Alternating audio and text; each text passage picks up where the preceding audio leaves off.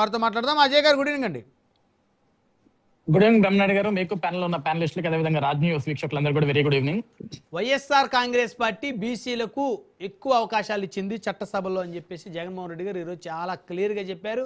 అటు ఎమ్మెల్సీలు కానీ, రాజ్యసభ కానీ, లోక్సభ కానీ, అసెంబ్లీ కానీ, జెడ్పీ చైర్మన్లు కానీ, మేయర్లు కానీ, మున్సిపల్ చైర్మన్లుగా కానీ బీసీలకు ఎక్కువ అవకాశాలు వైఎస్ఆర్ కాంగ్రెస్ పార్టీ ఇచ్చింది అని చెప్పేసి చెప్తున్నారు. ఏం చెప్తారు మీరు? అన్ని గణం ఇస్తేనే కదా అంతమంది బీసీలకి, అంతమంది బీసీ పెద్దలకి అంత పెద్దపేట వేసినందుకే రాష్ట్రంలో ఉన్న బీసీ కుటుంబీకులు కూడా జగన్మోహన్ రెడ్డి గారి వెంట నడవటం మానేశారు. బ్రహ్మనాయుడు గారు మీకు బాగా గుర్తుండొచ్చు సార్, 2021లో స్థానిక సంస్థ ఎన్నికలు జరిగిన ఆంధ్రప్రదేశ్ రాష్ట్రంలో జగన్మోహన్ రెడ్డి గారు ముఖ్యమంత్రిగా ఉన్నప్పుడు. అవును సార్, నార్మల్ గా స్థానిక సంస్థల్లో బీసీలకి 34% రిజర్వేషన్ ఉండాలి. కానీ జగన్మోహన్ రెడ్డి గారు ముఖ్యమంత్రిగా గెలిచిన తర్వాత సబ్జెక్టు కరెక్షన్ 10% కట్ చేశాడు, కోత పెట్టాడు. దానివల్ల దాదాపుగా 17,000 మంది ఏదైతే బీసీ కుటుంబీకులు ఏదైతే స్థానిక సంస్థలో పోటీ చేయాలనుకుంటారో, నిలవాలనుకుంటారో, వాళ్ళ గ్రామాల్లో వాళ్ళని ప్రూవ్ చేయాలనుకుంటారో వాళ్ళందరి ఆశలు అడియాస్ చేశారు జగన్మోహన్ రెడ్డి గారు. ఈరోజు బీసీలకి నేను పెద్దపీట వేశాను అంటున్నారు. ఈ రోజు సార్, కూటమి ప్రభుత్వంలో దాదాపుగా 8 మంది మంత్రులు సార్ బీసీ కులానికి సంబంధించిన వాళ్ళే కదా.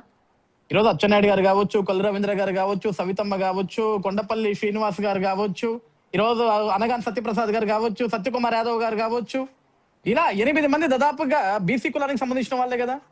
సార్, ఈ రోజు మేము గర్వంగా చెప్పుకుంటాం సార్, దేశమంతా మాట్లాడుకునే విధంగా ఈ రోజు ఒక బీసీ బిడ్డని, బీసీ కుటుంబీకుడిని కేంద్ర మంత్రి స్థానంలో కూర్చోబెట్టింది కూటమి ప్రభుత్వం. కింజరపు రామ్మోహన్ నాయుడు గారు ఈరోజు దేశం అంతా మెచ్చుకుంటుంది ఆయన చేసే పరిపాలన గురించి, దేశం అంతా మాట్లాడుకుంటుంది ఆయన చేసే పరిపాలన గురించి. ఈరోజు మేము బీసీలకి పెద్దపీట వేసినట్లు కాదా? ఈరోజు మేము ఎంపీలకు కూడా బీసీలకు కేటాయించి 4 ఉంటారు దాదాపుగా. ఈరోజు జగన్మోహన్ రెడ్డి గారు ఈ రోజు మీడియా ముందుకు వచ్చి నేను స్థానిక సంస్థల్లోనో, నామినేటెడ్లోనో, ఎమ్మెల్సీలలోనో, ఎమ్మెల్యేలలోనో మేము కూడా దాదాపుగా ఎమ్మెల్యేలలో దాదాపుగా 40 మందికి పైగా బీసీలకే మేము స్థానాలు కేటాయించాం బ్రహ్మనాయుడు గారు. ఇవన్నీ జగన్మోహన్ రెడ్డి గారు మేము కూడా లెక్కలు చెప్తాం జగన్మోహన్ రెడ్డి గారు మీకు లాగే. కానీ మీరు నిజంగా బీసీలకు మేము న్యాయం చేశామన్నారు కదా సార్. మేము జగన్మోహన్ రెడ్డి గారిని గతంలో ఆయన ముఖ్యమంత్రిగా ఉన్నప్పుడు అదే ప్రశ్నించాం. ఈ రోజు ప్రతిపక్ష స్థానంలో లేనప్పటికీ కూడా అతన్ని ప్రతిపక్ష నాయకుడిగానే భావించి ఈ రోజు కూడా మేము ప్రశ్నిస్తున్నాం. ఒక బీసీ బిడ్డని నడి రోడ్డు మీద పెట్రోల్ పోసి తగలబెడితే నాటి నుంచి నేటి వరకు ఎందుకు జగన్మోహన్ రెడ్డి గారు ఆ కుటుంబంకి వెళ్ళి కనీసం ఆ కుటుంబం ఎలా ఉందని ఎందుకు మాట్లాడలేదు? ఆ అమర్నాథ్ గౌడ్ గురించి ఎందుకు కనీసం ఒక ప్రస్తావన చేయలేదని మేము అడుగుతున్నాం. ఆ రోజు బీసీలు మీకు గుర్తుకు రాలేదా? ఈ రోజు మీకు స్థానిక సంస్థలు గుర్తొచ్చాయి కాబట్టి స్థానిక సంస్థలు రాగానే మేము బీసీలకి పెద్దపీట వేసామంటే ఏం పెద్దపీట వేశారు సార్? నిజంగా మీరు పెద్దపీట వేసుంటే ఆ బీసీ నాయకులందరూ మీ వెంట నడవాలా. ఈ రోజు ఒక మాట చెప్పారు బ్రహ్మనాయుడు గారు, జగన్మోహన్ రెడ్డి గారు నిన్న ఈ రోజు కూడా ఒక మాట చెప్పారు, నాకు చాలా ఆశ్చర్యం వేసింది. స్థానిక సంస్థలలో ఎక్కడా కూడా ఏకగ్రీవాలు జరగకూడదు, ఏకగ్రీవాలు జరిగిన చోట ఇప్పుడు ఎవరైతే ఇన్ఛార్జ్ గా ఉన్నారో వాళ్ళకి ఎమ్మెల్యే టికెట్ కూడా ఇవ్వను అని వాళ్ళ నాయకుల్ని ఆయన హెచ్చరించాడు. అంటే ఏకగ్రీవాలు జరిగితే అంటే దాని అర్థం ఏంటంటే వీళ్ళు సీరియస్ ఎలక్షన్ చేయకుండా వైకాపా నియోజకవర్గ ఇన్ఛార్జీలు సైలెంట్ గా ఉండి క్యాడర్ ని వదిలేసి లీడర్లను వదిలేస్తే వారికి ఇవ్వము అనేది వారి ఉద్దేశం. అదే ఓకే, ఏదన్నా అయి ఉండొచ్చు బ్రహ్మనాయుడు గారు. ఇప్పుడు ఆయన ఉద్దేశం, ఆయన ఇష్టం, ఆయన పార్టీ, ఆయన నాయకులకు ఏదైనా హెచ్చరించుకోవచ్చు. కానీ 2021లో సార్ స్థానిక సంస్థ ఎన్నికలు ఆయన ముఖ్యమంత్రిగా ఉన్నప్పుడు ఆయన ఏం చెప్పాడు తెలుసా సార్? వీలైనంత వరకు ఏకగ్రీవాలు చేయండి, ఎలక్షన్ ఎక్కడా జరగకూడదు, ఏకగ్రీవాలు చేయండి. 2000 లోపు జనాభా ఉన్న దగ్గర మీరు ఏకగ్రీవాలు చేస్తే 5 లక్షల రూపాయలు పారితోషికం ఇస్తాం. 2000 నుంచి 5000 లోపు జనాభా ఉంటే 10 లక్షలు ఇస్తాం. 5000 నుంచి 10,000 ఉంటే 15 లక్షలు ఇస్తాం. 10,000 పైగా ఉంటే 20 లక్షల రూపాయలు అది కూడా ప్రభుత్వం నుంచి ఇస్తా, మీరు ఏకగ్రీవాలు చేయండి. ఈ మాట చెప్పింది ఎవరు సార్? ఆ రోజు ఒక ముఖ్యమంత్రిగా ఉంది జగన్మోహన్ రెడ్డి గారు కదా చెప్పింది అవన్నీ.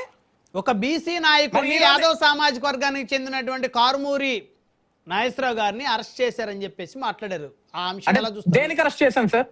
దేనికి అరెస్ట్ చేశారు? లిక్కర్ నాగేశ్వరరావు గారు అదే ఇప్పుడు ఆయన అరెస్ట్ అయింది లిక్కర్ రవాణా కేసులో, ఆ డబ్బులు ట్రాన్సాక్షన్ రవాణా కేసులో ఆయన అరెస్ట్ అయ్యాడు.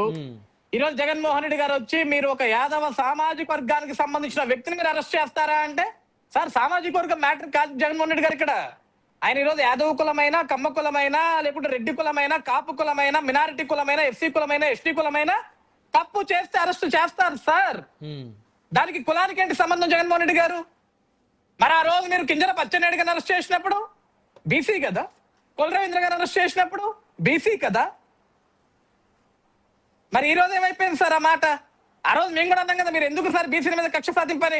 ఇంకా ప్రూవ్ అయినాయి. ఆ రోజు వాళ్ళు ప్రూవ్ కాకపోయినప్పటికీ కూడా మీరు కావాల్సిన అర్ధరాత్రి గేట్లు దూకి, గోడలు దూకి, తలుపుల బద్దలు కొట్టి అరెస్ట్ చేయించారే.